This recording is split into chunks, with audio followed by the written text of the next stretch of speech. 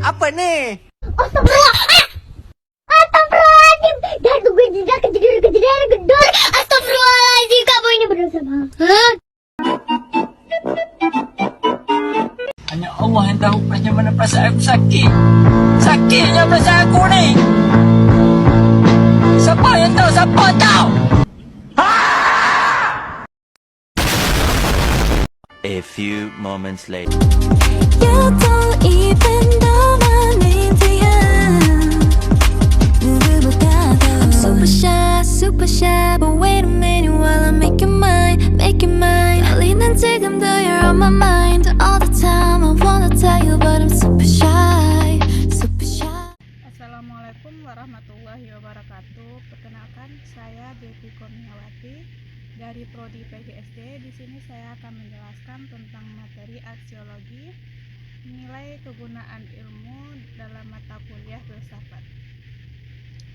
Aksiologi nilai kegunaan ilmu penyelidikan tentang tahap prinsip-prinsip nilai. Secara etimologi, istilah aksiologi berasal dari bahasa Yunani kuno, terdiri dari kata aksios yang berarti nilai dan logos yang berarti teori. Jadi aksiologi merupakan cabang filsafat yang mempelajari nilai. Dalam definisi lain mengatakan bahwa aksiologi adalah suatu pendidikan yang menguji atau menginteraksi semua nilai-nilai dalam kehidupan manusia dan menjaganya dan membinanya di dalam kepribadian peserta didik. Dengan demikian, aksiologi adalah suatu cabang filsafat yang mempelajari tentang nilai-nilai atau norma terhadap sesuatu ilmu. Nilai etika adalah teori perbuatan manusia yang ditimbang menurut baik atau buruk dan tentang hak dan kewajiban moral. Sedangkan nilai estetika adalah telah filsafat tentang keindahan serta keindahannya, anggapan manusia terhadapnya. Aksiologi dalam pandangan aliran filsafat. Yang pertama, progresivisme. Tokoh yang berpengaruh dalam aliran ini salah satunya William James. Menurut para tokoh ini, progresivisme adalah nilai yang timbul karena manusia mempunyai bahasa. Dengan demikian, adanya pergaulan dalam masyarakat dapat menimbulkan nilai-nilai. Contohnya, dalam masyarakat modern ini, kolaborasi dan kerjasama itu penting karena manusia dapat berkomunikasi melalui bahasa untuk memberi ide, memecahkan masalah, dan kerjasama. Untuk yang kedua itu esensialisme. Tokoh yang berpengaruh dalam aliran ini salah satunya adalah John Amos. Menurut para tokoh ini memandang bahwa pendidikan sebagai pemelihara kebudayaan. Aliran ini ingin kembali kepada kebudayaan lama, warisan sejarah yang telah membuktikan kebaikan-kebaikan bagi kehidupan manusia. Contohnya, dalam dunia pendidikan agar mendorong siswa untuk belajar seni tradisional seperti membatik, wayang, tari tradisional, dan lainnya. Selanjutnya, perennialisme.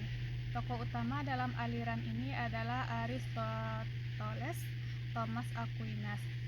Perennialisme memandang bahwa keadaan seorang adalah sebagai zaman yang mempunyai kebudayaan yang terganggu oleh kekacauan, kebingungan, dan kesimpangan.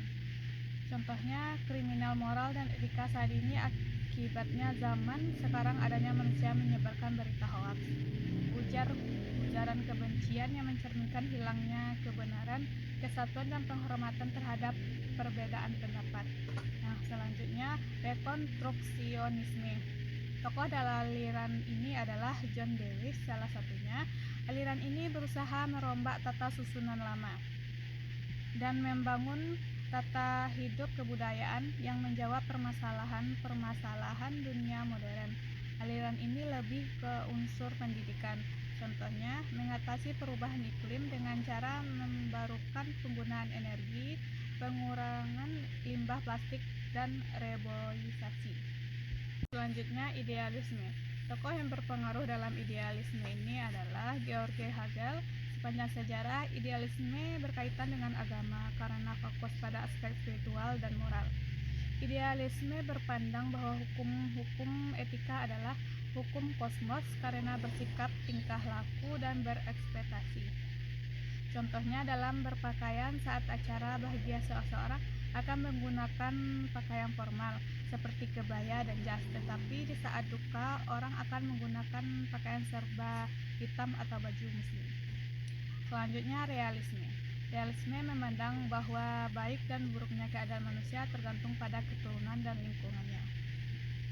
Contohnya seseorang anak yang terlahir dari keluarga seniman berbakat cenderung memiliki kemampuan seni, bawaannya seperti melukis atau bermain musik. Jadi kesimpulan pada materi di atas adalah aksiologi adalah cabang filsafat yang membahas tentang nilai, khususnya nilai-nilai yang berkaitan dengan nilai etika atau moral, estetika, keindahan. Aksiologi bertujuan untuk memahami bagaimana nilai-nilai tersebut diterapkan di kehidupan nyata, seperti dalam pengambilan keputusan, pengembangan ilmu pengetahuan seni, dan berperilaku sosial, serta membantu manusia menentukan tindakan yang benar, baik, dan bermanfaat, sekaligus memahami apa yang dianggap indah, pantas, dan bernilai dalam kehidupan. Baik, sekian materi yang bisa saya sampaikan. Saya tutup dengan Assalamualaikum warahmatullahi wabarakatuh.